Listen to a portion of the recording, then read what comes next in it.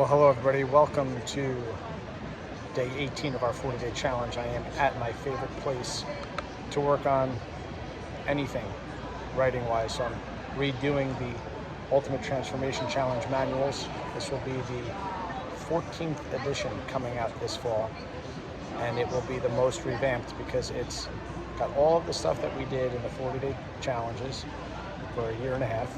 We've done a total of 5. So it will include the things that we're doing with the blood glucose monitor. It will include oxidative stress. It will include HRV. It will include the immune system. It will include everything we did. So as well as I'm editing down a bunch of material as well. I'm actually removing more things than adding more things, just to make everything more streamlined, more readable. I'm also in a public place so that I don't get loud. I apologize for yesterday's video. I didn't mean to start cursing. But let me just clarify a couple things before I go into today's tips. I just want to be very clear that my point is only made if you watched the podcast, and that is a podcast that I sent out 2 weeks ago. You will not understand my point or my passion if you didn't read to that streamlined version of the podcast, which is only an hour long. These are things that are not easy to hear, but they are from the most credible sources. We're talking about somebody that worked on the mRNA vaccine.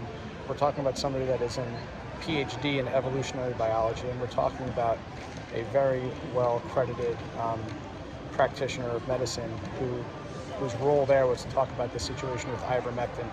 My point, everybody, is that we all deserve transparency. We all deserve open and honest conversations before we make decisions for ourselves and for others. And our children rely on us to make decisions for them. And I attempted to explain to you guys that there are many, many times in science where we have been wrong. Experts have been wrong based on observational evidence. And I am happy to go into many other things where we were wrong because it seemed to make sense. I just want you guys to step back for a minute and recognize that all all vaccines are normally a 5 to 7 year, phase 1, phase 2, phase 3, phase 4 trial period, for a good reason, because we know that with vaccines it can take a very long period of time for side effects to show up, including autoimmune diseases. Some of you already see things like shingles popping up from people that had the vaccine, and there's reasons for that. That's all explained in the podcast, but we kind of speculated these things for a long time. So again, I hope that you took it in the spirit for which I was saying, which is do your due diligence. We have the right to full transparency and then make a decision. I am not anti-vaccine, but I am pro-information. Okay, so hopefully that clears that up. And thank you again for all the feedback and the commentary. I really appreciate it. Thank you. So let's continue to our conversation with insulin resistance, type 2 diabetes, and let's just get right into the brass tacks of some tips. Let me quickly review for everybody if you're listening for the first time. The first tip was more protein, and not just a little bit more protein, a lot more protein. Fiber, increase your fiber. Increase resistant starches, which is really just the simple fact that you take starches, put them into a refrigerator, let them get cold. If you want them to get more resistant, you can actually bring them in and out of the refrigerator over time. So what you would do here is you would just make a big pot of something, and the more you bring it in and out of the refrigerator, getting it to room temperature, and then putting it back in, it can become more resistant. And in fact, you can reheat those resistant starches and they remain resistant. We talked a lot about eating fat with carbs, keeping in mind that you don't want to overeat either. Just adding a little bit of fat to your carb will blunt the glucose response. But the issue is that if you have a lot of fat with a lot of carbs, you may blunt your glucose response, but you're going to remain high longer. So that's not good either. So when we talk about time under the curve, we want to make sure we're paying attention to that. We also talked about electrolytes, we talked about hydration, we talked about movement in general, just exercise, walking, meat. All these things are critical to your blood glucose response, especially taking just a little walk after you eat, or just do some chores in the house. And then I talked about not drinking your calories. This is huge. So that catches us up.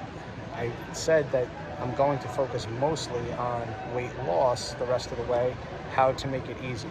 And that's where we dialed into. If it's in your home, you're going to eat it. If you can't control the environment of your home, you're going to be in big trouble. And then we talked about, drinking your calories. And today, guys, I want to be a little bit more kind of like put my foot down here when it comes to, if your goal is to lose weight, I want you to understand that you have to do it slowly and over time. It has to be, if you're doing a cleanse, if you're doing a fast, things of this nature, in order for you to be able to lose weight by 2 weeks from now for that wedding, you're making a big mistake.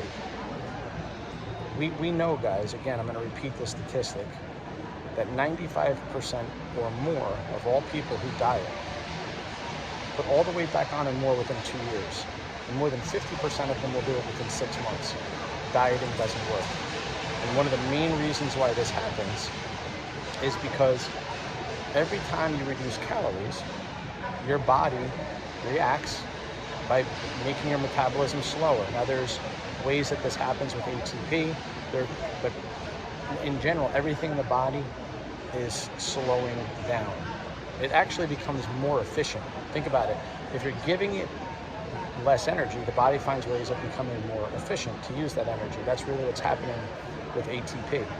And as a result, we say our quote-unquote metabolism is slowing down. Well, we're just getting more efficient. Think about it. If you were in a 500 calorie deficit every day, for 7 days you lose a pound. But if you kept that 500 calorie deficit for 2 years, do you think you would lose 104 pounds? If you're 200 pounds, do you think you would be, 96 pounds? Obviously not.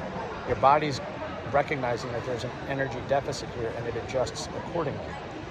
Now, if you can appreciate what I'm saying here, you'll appreciate why it's so important to maintain muscle mass, to move your body, to do this slowly so that the adaptive mechanisms of the body can catch up, so that you don't lose too much muscle or lean mass in general while losing as much fat as possible. So my tip is, guys, this is not a sprint. Okay, it should be a process where you implement these tips, and if you implement these tips, in the beginning you may lose quite a bit of weight. That's mostly due to inflammation. And then may I please do a quick sidebar yesterday, because there was a lot of questions about what I said about LDL and statins. I am happy to put many links to this topic from experts in the field dealing with LDL, but just from just a does this make sense standpoint, guys, the reason why people are having heart attacks, the underlying reason is due to inflammation. If there's inflammation in the body, if you simply give a statin, did you get rid of the source of that inflammation? Why was the LDL high in the first place? What is the function of LDL in the body anyway? If you treat simply LDL out of context of everything else, meaning if the only thing that's high in your bloodstream is LDL, and your blood pressure is normal, and your HDL is high, and your triglycerides are normal, blah, blah, blah, treating LDL is a mistake.